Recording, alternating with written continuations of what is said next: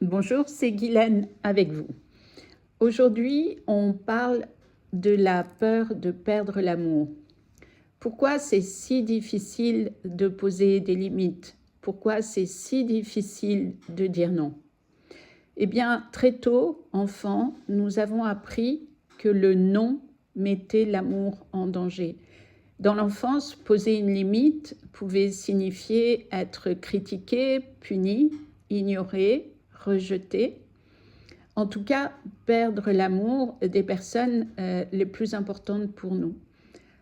Alors, notre système nerveux a enregistré, si je dis non, je perds le lien, je perds l'amour de papa ou de maman ou des deux.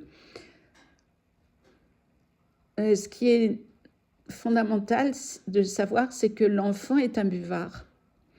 Et toutes ses souffrances, tout ce qu'il croit, tout ce qu'il ressent, lorsque c'est difficile, ça va s'imprimer. Et en grandissant, l'empreinte reste.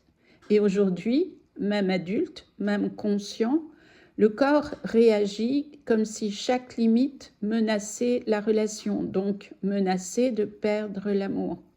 Parce que l'empreinte est là et elle agit même si vous le subissez, même si vous n'êtes pas d'accord, même si vous rendez compte que vous aimeriez bien dire non, mais vous n'y arrivez pas, alors vous continuez de dire oui, alors qu'à l'intérieur de vous, toutes les parties de vous voudraient dire non. En fait, vous continuez de vous adapter et le cœur se contracte et vous vous sentez mal, mais c'est comme un mur infranchissable. Dire non est trop dangereux. La vérité, c'est que poser une limite ne fait pas perdre l'amour. Un adulte qui réfléchit est obligé de se rendre compte de cela. Par contre, l'adulte se dit en même temps, oser dire non, ça peut faire perdre des relations qui ne supportent pas la vérité. Et là, la question à se poser, c'est est-il justifié de garder des relations si vous ne pouvez pas être vous-même? C'est quoi une relation si vous êtes obligé de vous forcer, si vous ne pouvez pas être naturel?